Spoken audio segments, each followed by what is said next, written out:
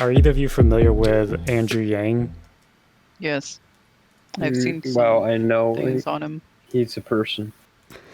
Is that good? He is a person, which is I'm impressed that you were aware of that. But he's running for president as a Democrat. He's an Asian guy, and from what I've heard, the pro with him is kind of he's younger and a bit more hip to technology and more, I guess, open-minded about such things with technology and how that influences culture and politics and everything instead of trying to run off of the old way. Okay, so I got this random thing that popped into my mind when you said Andrew Yang. It reminded me of that guy that walks along these refrigerators, and at the end he says, "I love refrigerators." For some reason, that popped into my mind. I have no don't know idea why. what you're talking about. What? Oh man! Have you not seen that? Bruh. I may have seen it, but I don't recall it. It's so good. I love refrigerators. I love refrigerators. That's what popped into my mind, but carry on. Okay. But the very little I know about Andrew Yang, here's my opinion. I have no idea if he'll have a chance of getting elected or not, because I don't know much about probably not. politics. The Democrats aren't going to let him get to the front runner position. Same as like Tulsi How Gabbard. I see it is, so from what I can tell, he has pretty good ideas from what he is trying to do, but I don't think people trust him to know enough of everything about being a president. Mm-hmm. Like he's got good ideas, but maybe not presidential material. Right. Yeah. Like if he had these ideas on top of being good at other presidential stuff, he would be a lot better. Right. More people would vote for him. That's how I see it. But I don't know much about him anyway. That's just what I've seen from Twitter and what have you. Yeah, I kind of feel like I don't know. I just feel like there's a certain look that a lot of people expect a president to have. I'm not sure if him being Asian would really be an issue, but because he's Asian and he looks so young, I think is one thing. Like a lot of people, especially older people, are like, I ain't voting for a baby. Right. So I don't know if that would run against him or not. That may actually be a lot subconscious.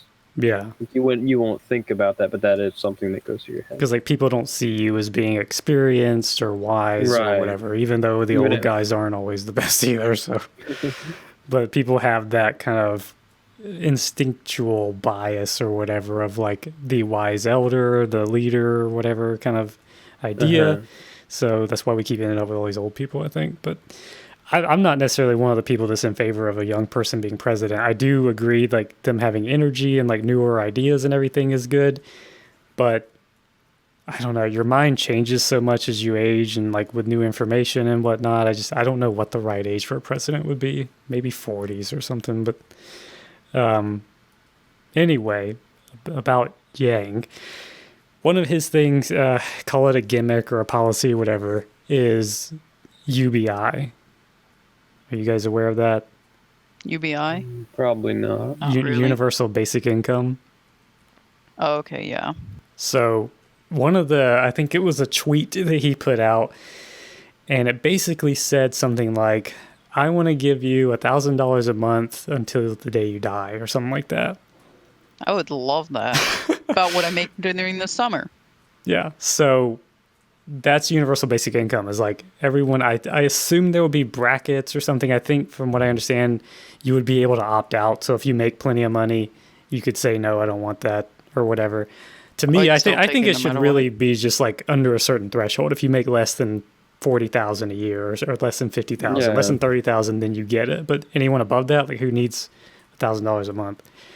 But unless maybe you live in New York City or something, because you're probably like in poverty under $100,000. I think I make to be honest, I think I make less than 40 a year. Yeah, well, that like something like that, I think would be a way to qualify it. But my thing is like, this is a debate. If you listen to Joe Rogan's podcast or whatever, he's talked about it, and the question a lot of people have is, with UBI, what incentive do people have to do jobs that they don't want to do anymore? The money. Yeah. So like if you're already getting $1,000 a month, are you going to go work at McDonald's? I'd work at a place that I actually would enjoy. If I were to get like $1,000. Everybody wants to do that. Yeah, like who enjoys working at McDonald's though? Nobody. Just get AI to work there.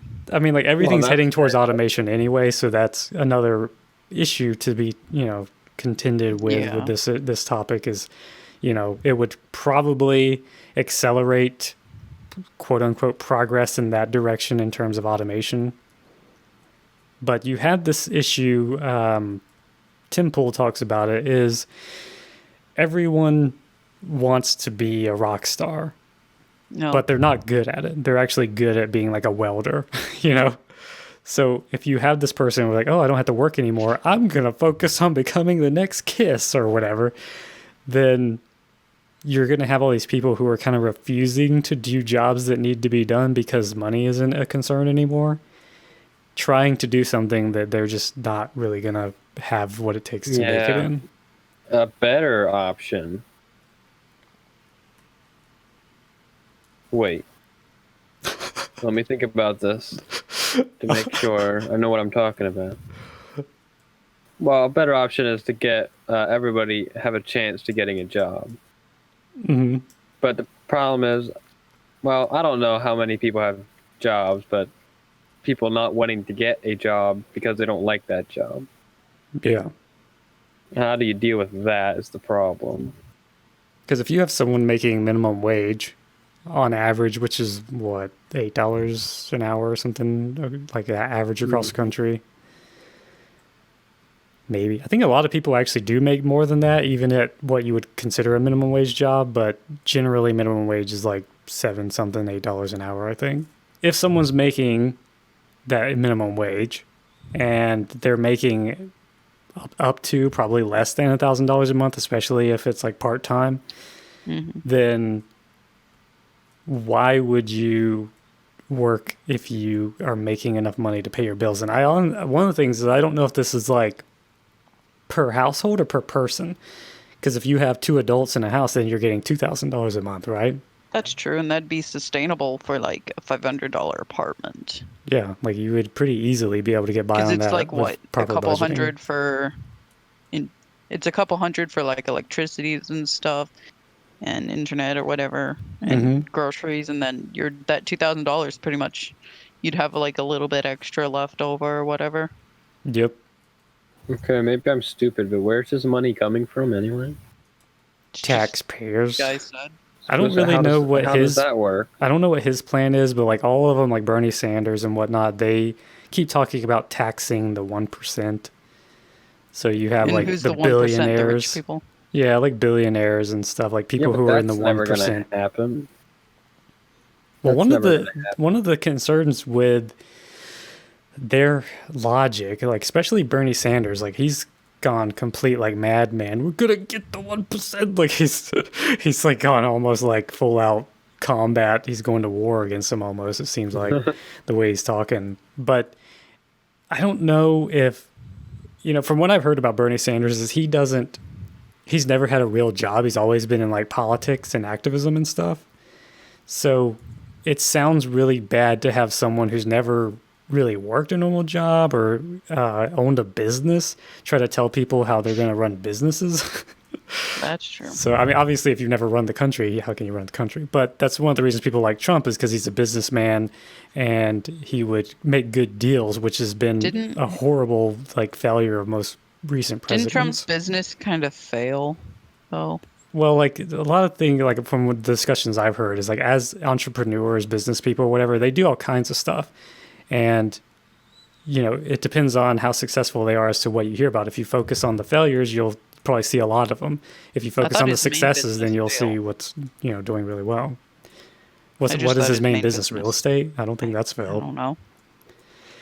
In any case, so far, his deal making seems to be benefiting the country. So I guess, unless it's short lived, you have to give him that. But in any case, what I've heard is they keep talking about the wealth of a person. So I am not nearly well versed enough to say much about this, but just based on a vague kind of layman's understanding of it is like you have someone like who's the guy that owns Amazon? What's his name? Jeff Bezos, something like that. Jeff. Like say Bill Gates or what's his name, Mr. Alien, the Facebook guy, Mark Zuckerberg. Mark Zuckerberg. Yeah, like these people, like you'll hear like a tally on them, be like, oh, Mark Zuckerberg's worth, like, I don't know how much he's worth, but let's say $100 billion, and you're like, Jesus Christ, Mark Zuckerberg's rich, and obviously he has a bunch of money, right? But he doesn't have $100 billion in the bank. Facebook is worth like 90 billion and he has 10 billion in the bank, right? Like that's still a lot of money, but he's not actually worth $100 billion. So the issue is Bernie Sanders comes in and he goes, holy shit, you guys are worth $100 billion. I'm taxing you 10% of all that, or not actually 10, he wants like 90%. So I'm going to tax you 90% of $100 billion. And that's way more money than Mark Zuckerberg actually has as a person, right? Yeah. So what he has to do is try to sell off shares, assets, whatever, however the funds are tied up in Facebook, he has to sell those. So then he becomes worth less money and Facebook is worth less money. So then what happens is, again, layman's argument, I don't know how all this stuff works, but as the supply surpasses the demand, Facebook becomes far less valuable. And thus Mark Zuckerberg becomes less wealthy. So how do you, eventually, does he fall out of the bracket where you would charge him 90% taxes? Yeah. And does Facebook fail entirely and Mark Zuckerberg ends up homeless, living amongst the people in San Francisco with poop on the streets, Yeah. I don't want to hear about that. Well, that's a whole nother topic. We'll have to get into that next time. No. I don't want to hear about poop on the streets or anything. We started this one with the blow dryers in the bathroom. We're starting the next one with San Francisco's poop problem. Anyway, that's the question. Like Tim Pool talks about it a lot. And again, I'm just kind of sort of reiterating what he says. And I think I've seen some other people make similar arguments. The question here is all these people, particularly Democrats, I'm not trying to say Republicans are right about everything either. They have a bunch of issues too, but particularly Democrats are all for government programs. They want universal health care and they want this, like Andrew Yang, they want the UBI, all this stuff. And the question is how are you going to pay for it? A lot of times it comes down to taxes. And they all it's so easy to say oh, there's rich people, tax them more money. Who's going to disagree with that? It's I make $20,000 a year. I'm barely scraping by or something. And he's making, several million, billions, hundreds of millions or whatever a year. So, of course, take more money from that guy. He's got way more than he'll ever need. But the problem is I feel like there's an ecosystem, right? Mm-hmm. With everything, there are these. I'm not saying that regulations don't exist or shouldn't exist either, but there's just an ecosystem. You have to kind of have people high on the totem pole, low on the totem pole, and that balance is what keeps things going. And it should be more the government's job of kind of maintaining that balance rather than creating resentment towards people who are successful. Something like that, where it just seems like it's gone beyond. Things should be balanced. And balance to me is I think what they call a flat rate tax, right? So your tax should be 10% or whatever you make. So if you make $20,000 a year, then you pay $2,000 in taxes. Unless, maybe you have certain tax breaks that reduces that, but just in general, that's your bracket. So if you make $1 billion a year, then your taxes would be $1 million? Right. So that's a lot more money. 10 million. 10 million, yeah. So that's how you get more money from these billionaires and keeping the playing field more fair. I don't know. Yeah, I'm not an economist or whatever, so I don't know what repercussions there would be there. But that really sounds like the simplest solution in a lot of ways. To say that, I don't know, it's kind of weird. It's hard to argue against someone who's making that much money. I'm barely making anything. YouTube's about to screw me over. I'm going to be poor and homeless. Right. So I'm screwed. But, Jeff Bezos is going to be bringing in $500 million this year. So, of course, take money from him and disperse it to me. Like, that makes sense. But if you're telling someone to be like, we want you to do the best you can and benefit society and push technology forward and do all these things that contributes to everyone and the culture and everything and keeps everything progressing and going well for everybody. But as soon as you get to this certain barrier, we're going to tax the hell out of you and reduce any incentive you had to keep progressing. That won't ever work. And I also, if you tax like the 1%, eventually that 1% is no longer going to be the 1%. Right. It's just going to be all the people who were held down by that from being taxed normally will now become the 1% and instantly get taken back down again. Yeah. And eventually everybody will be taxed the same anyway. Because it will all be, everybody will make the same, well, it'll also be poorer people, but there'll be no 1% no more. Well, in addition to that point, from what I've heard, is that the 1% is not a static thing as it is. Like, it's constantly rolling over. Like, different people are in the 1%, and then it goes up and down like all the time for different people, and you kind of just have this influx of 1%ers. Like, they're not just sitting there in the 1% on the tower, like looking down at everybody all the time. I think a bunch of people aren't aware of. But if you tax the 1%, eventually nobody will be able to be a 1% anymore. Because all their money will get taken away. And their assets are devalued because they're taxed that much, right? Like, that's the idea. Exactly. Because, like, you're taxing them for more than they personally have. So let's say you get rid of that issue and they're taxed fairly based on this dynamic that they're coming up with, and all this stuff is worked out. So my question is then, let's say it's all sorted out and it's sustainable as far as all that goes. What's stopping these people from moving to another country? Right. Yeah, that's true. Because can't really that's stop what happens from just moving. Yeah, that's what happens to people in states, right? Like, California is supposed to be ridiculously expensive to live, so a lot of those people are moving out to other states. So if you go, we're going to have universal health care and pay for everybody, and to do that, we're going to tax the 1%. So you set up all this stuff, and then the 1% leave. Like, bye. Like, so then what do you do? And, like, can the government actually stop people from moving out of the country? That seems dumb. And then if they move out and they take their businesses with them, then their product becomes an import, which will cost more to the consumer, right? True. So really, it's just a bad idea altogether.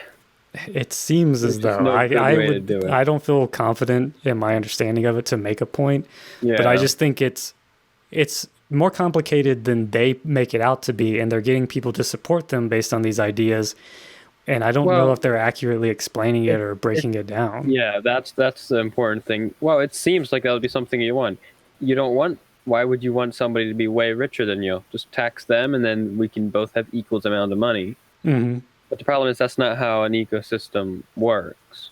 Yeah, there will always be a 1%. Well, one of the ideas, I think there are some places they'll cite as an example, but a lot of times from what I've heard, they're much smaller population sizes. Well, and also, and I don't really know what I'm talking about, but I'm just using what I can go off of. Uh-huh. You could do it where you could keep everybody not have a 1%, but then your environment is going to be very controlled. Mm-hmm.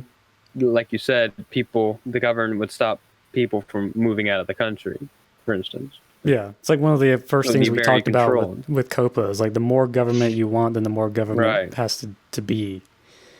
So exactly, you give the government a lot more power. Obviously, I think it's with good intentions. Like, they're trying to make things better for people. And like, I'm a poor person. I need money. I could greatly benefit from universal health care and UBI, having this income just coming in for nothing. It would help me in my situation amazingly. I should be all for it, but I don't trust the long-term picture. Right. And I don't know if that's a good basis for society. maybe it is possible, but it's probably a really fine line that it has to stay on. Yeah. And if it falls off, well, you're gonna have, yeah. Yeah, it just seems like it could disrupt the natural order. And I think a lot of people would hear that argument and be like, what are you talking about? These people have way more money than they need. You don't know anything, blah, blah, blah. And, I'm just ignorant or something, which is very possible. Okay. But well, I don't think you can willy-nilly just say, like, you have more money, give it to us. If you just tax them, eventually they're going to have less and less money until... Well, when do you stop taxing? Will they just stay right below the barrier, or? Yeah, then it becomes an argument of like, well, should we lower the threshold now so we can get money from people who are in this percentile? Because you're gonna need more money again. Nobody's gonna have money anymore. So you lower, and before you know it, suddenly you, who are so poor, are now in the threshold.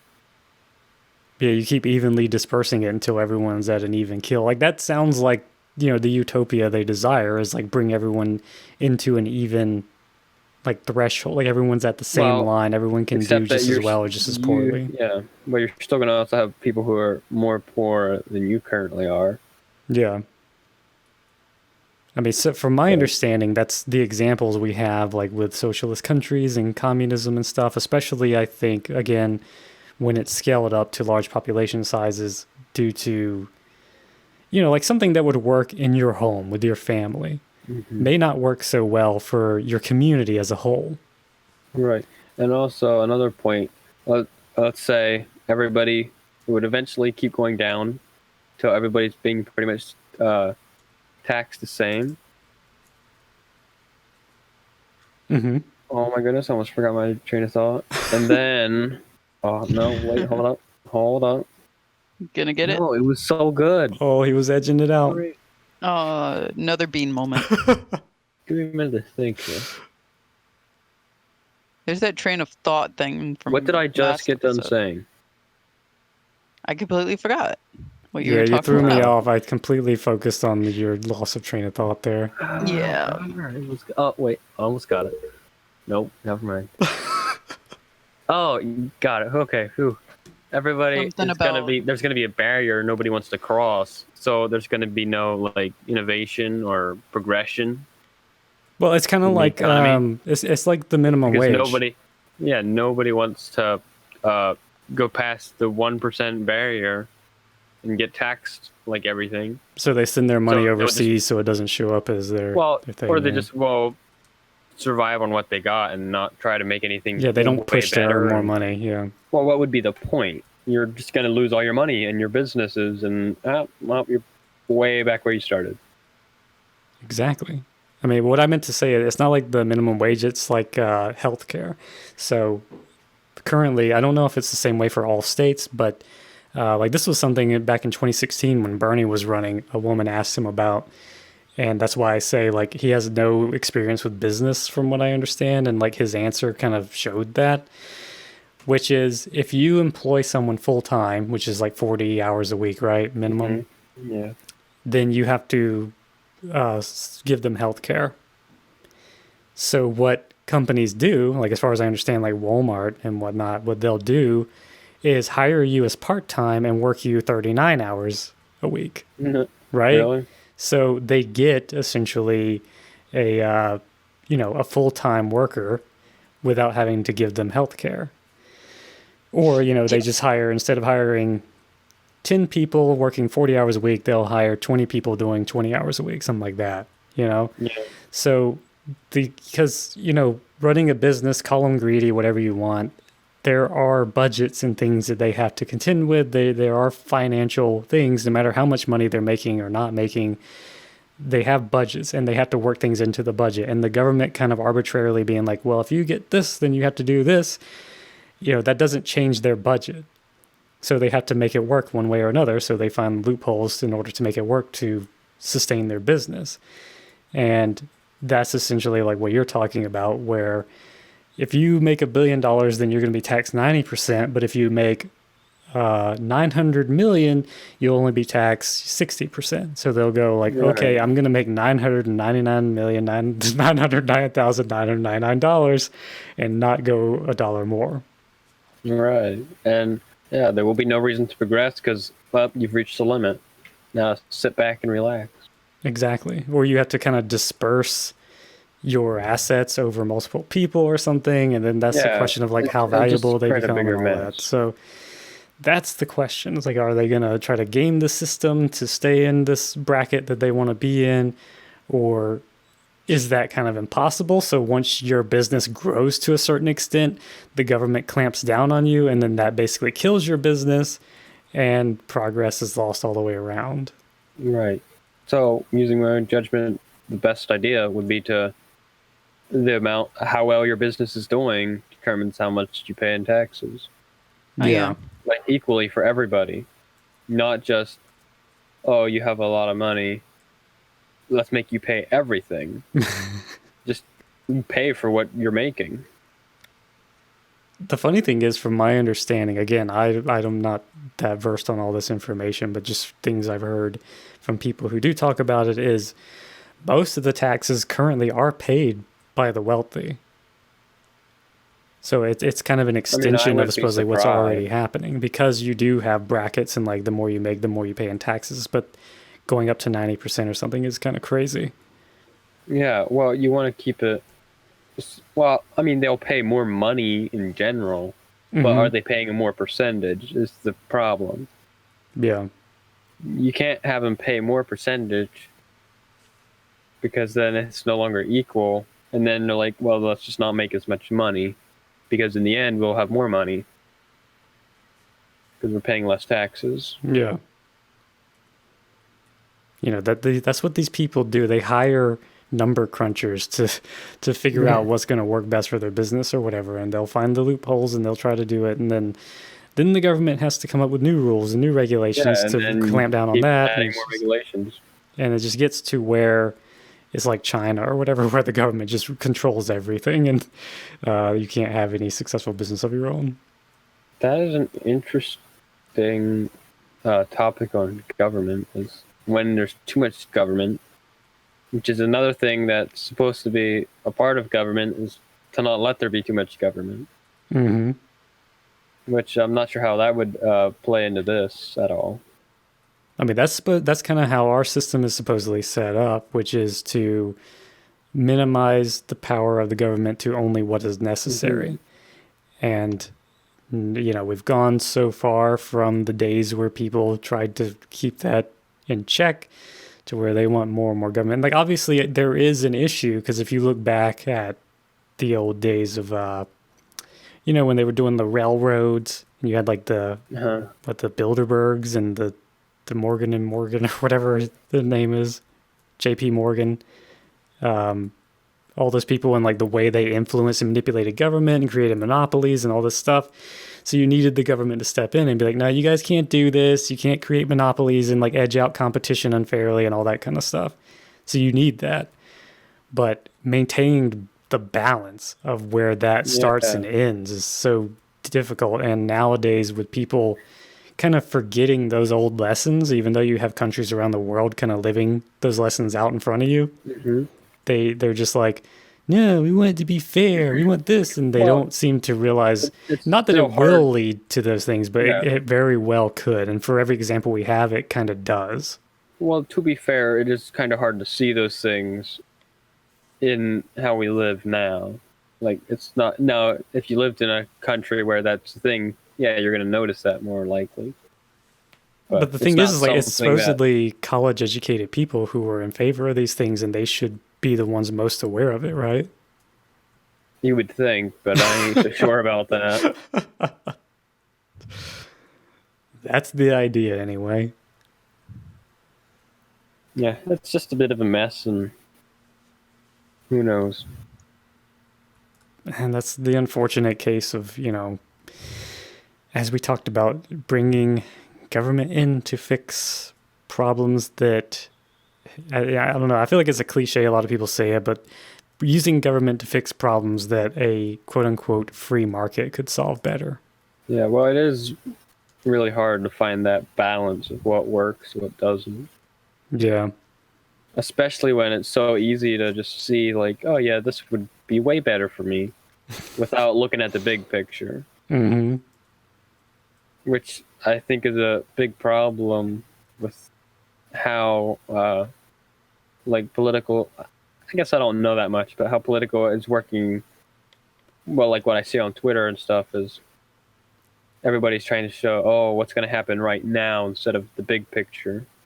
Yeah, it's very easy to say right like, now oh, I is what's want gonna this get the change. attention. If I do Yeah. this, it'll have that change, but they don't think about the potential repercussions or the side effects of that. Mm-hmm. Which is, again, it's strange to me that people aren't aware of these, or at least more cautious. They don't express more caution that I think they should. I don't think people have ever been throughout history. History repeats itself, so Yeah. like that's always been that people don't pay more attention. Part of it, I think, is that it's like a mob mentality, like the issue of stoking the fire of bitterness, you know? And unfortunately, like it's going to make me sound biased again, I feel like that's something the Democrats are doing primarily, which is stoking division and bitterness from people against people who either disagree with them, or in this case, like people who make more money than them. Yeah. I mean, I wouldn't put that specifically on the Democrats, but in this particular situation, yeah. Yeah, I mean, everyone, all sides do it in their own way. Right now, with this particular issue, the Democrats seem to be doing it. Yeah, exactly. So it's like you're trying to bring unity. Like their message is that they are for diversity and they love people and everyone belongs and all this kind of stuff. But if you disagree with them, or if you're rich, then apparently you're like another species. Like you're not, you don't count anymore, and that's not healthy. And what it does is, like, people who don't know better, who aren't thinking things through, like they buy into that, and you get like this weird mob mentality of us against them, and especially the resentment of the wealthy, like, oh, you're up there and I'm way down here and I should be up there where you are and stuff. And all of those people, I highly doubt would like lovingly give up 90% of their income if they got to where that person was.